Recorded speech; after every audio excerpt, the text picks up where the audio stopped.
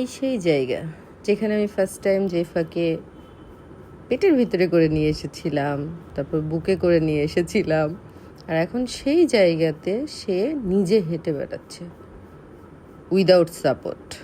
So hello everyone, আসসালামু আলাইকুম, কেমন আছেন সবাই? আমি আবার একটা ডেইলি ব্লগ নিয়ে আসলাম।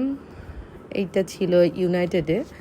জেফার কিছু সিম্পল টেস্ট ছিল, যেহেতু অনেক দিন ওকে টেস্ট করানো হয় না, সেই যখন নিউবর্ন ছিল তখন করা হয়েছিল। তো ভাবলাম কিছু সিম্পল টেস্ট আছে, ওইগুলো করে নিয়ে আসি। এই জন্য সকাল সকাল রেডি হয়ে আমরা ইউনাইটেডের উদ্দেশ্যে চলে যাই, যেহেতু আমরা ডক্টর থেকে শুরু করে ওর টেস্ট সব কিছুই আমরা ইউনাইটেডেই করি আর কি।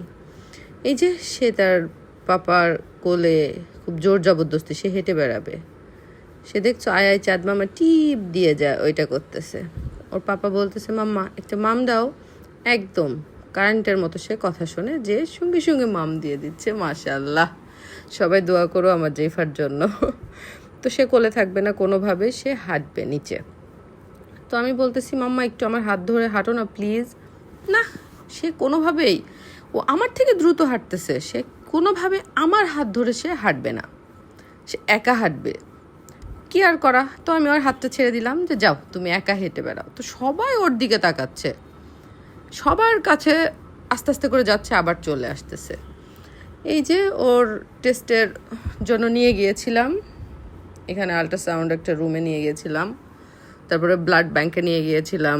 এখানে তো ঢুকতে আমার খুব ভয় এবং টেনশন কাজ করছিল, যে এই মনে হয় আমার মেয়েটা আজকে খুব কান্না করবে, খুব টেনশন কাজ করছিল। আমি চুপচাপ ওকে নিয়ে বসেছিলাম, কিন্তু সে তো খুব খুশি। শোনো, দেখো কি কি বলে, চলো ওর কথা শুনি। আর একটু পরে ব্যথা দিবে, তখন বেরোয় যাবে। কি একটু হাসি দাও, একটু হাসি দাও, তীর দেখি, তীর দেখি। ও তো আর বুঝতেছে না কি হবে, ওর মতো মজা আছে। বাট আমার কেন জানি এত টেনশন লাগছিল, যেহেতু আমি এখন ইনজেকশন অনেক ভয় পাই, আর সেইখানে ও যে কি করবে এই টেনশনে আমি নিজেই ভাবতেছি কি করব আল্লাহ। আমি দেন ওর পাপাকে বললাম তুমি নিয়ে বসো।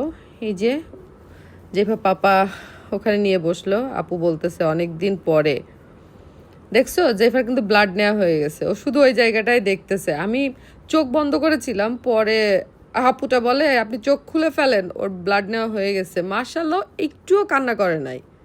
স্প্রেটা এত কাজে লাগছে। আমি বলতেছি যে আমাদের কেন স্প্রেটা দেন না, বলতেছে আপনাদের স্কিনে স্প্রেটা খুব একটা ভালো কাজ করবে না।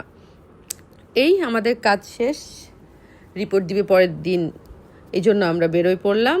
এই যে সে আমার কোলে শুয়ে আছে, তার চোখে ঘুম ঘুম ভাব, যেহেতু এখন দুপুর হয়ে গেছে।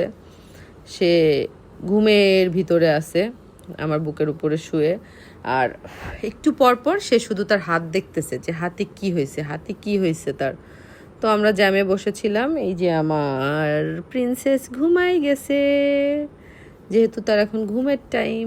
তো আমার যেহেতু একটু গুলশানে কাজ ছিল পিঙ্ক সিটিতে, দেন আমি সেখানে কাজ সেরে দেন তারপরে বাসায় যাব। এই যে সে ঘুম থেকে উঠে তার হাত আবার দেখতেছে, যেটা কি মাম্মা কি। দেন আমি একটু ফোনে কার্টুন চালিয়ে দিয়েছিলাম, যে ও বসে বসে একটু কার্টুন দেখুক। ও তো মাশাআল্লাহ বিরক্ত করে না, চুপচাপ বসেই ছিল, বাট আমি জাস্ট একটু ভাবলাম যে ও একটু বসে বসে কার্টুন দেখুক। এই যে চুপচাপ বসে আছে, ওর পাপা একটু ঝিমোচ্ছে। আমি বললাম কি গো তুমি কি ঘুমাই গেছো? এই যে প্রিন্সেস ফ্রেশ একটা ঘুম হইলে তার খুবই ভালো লাগে। এই আমরা কাজটা সেরে বাসার দিকে চলে আসছি। সবাই ভালো থাকবেন, আল্লাহ হাফেজ।